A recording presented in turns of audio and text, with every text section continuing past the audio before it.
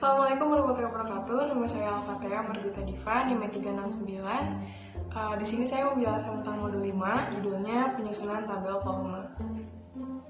Jadi, tabel volume ini adalah tabel yang menyajikan data atau informasi tentang volume kayu yang dapat dimanfaatkan dari satu batang pohon. Data ini dirinci dari diameter maupun tinggi pohon.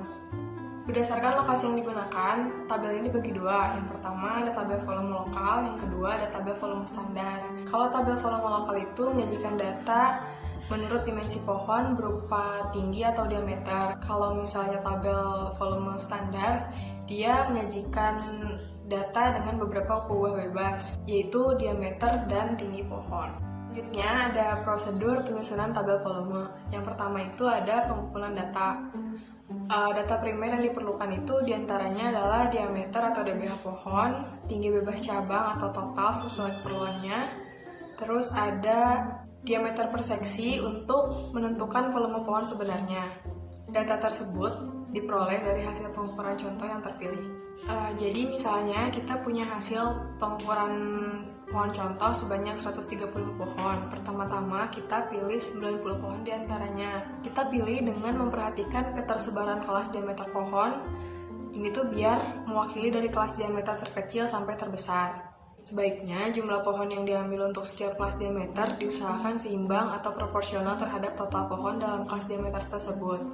Selain itu, perhatikan pula ketersebaran tinggi pohonnya. Kemudian, catat hasil pemilihan pohon contoh tersebut dalam suatu tabel yang mencantumkan yang pertama nomor urut, nomor pohon terpilih, terus kelas diameter, tinggi, dan volume.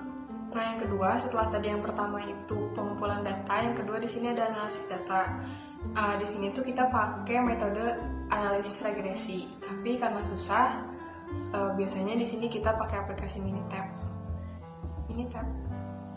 Terus analisis ini ada tahapan-tahapannya. Yang pertama itu ada analisis hubungan antara tinggi pohon dan diameter pohon. Analisis ini bertujuan untuk mengetahui sejauh mana kekeratan hubungan antara tinggi dan diameter pohon. Terus yang kedua ada analisis hubungan antara volume dengan diameter dan atau tinggi pohon. Pengukuran ini dilakukan dua kali, yaitu tabel lokal dan tabel standar. Penyusunan model regresi untuk tabel volume lokal itu apabila hasil pengujian koefisien korelasi antara diameter dan tinggi pohon bersifat nyata atau sangat nyata, yaitu di atas 0, maka disusun model penduga untuk tabel volume lokal. Terus kalau penyusunan model regresi untuk tabel volume standar itu, penyusunan tabel dilakukan apabila hasil pengujian koefisien korelasi antara diameter dan tinggi pohon bersifat tidak nyata atau di bawah 0. Terus yang ketiga ada validasi tabel volume pohon. Validasi ini menguji apakah nilai-nilai dugaan volume dari tabel volume yang tersusun dapat memberikan nilai dugaan volume yang tidak berbeda nyata dengan nilai volume pohon yang sebenarnya pada diameter atau tinggi tertentu. Uji validasi ini dapat dilakukan dengan menggunakan uji tes student pada taraf nyata. Yang keempat ada pembuatan tabel volume pohon. Volume ini tuh berdasarkan model penduga terbaik dari analisis sebelumnya. Sekian dari saya. Wassalamualaikum warahmatullahi wabarakatuh.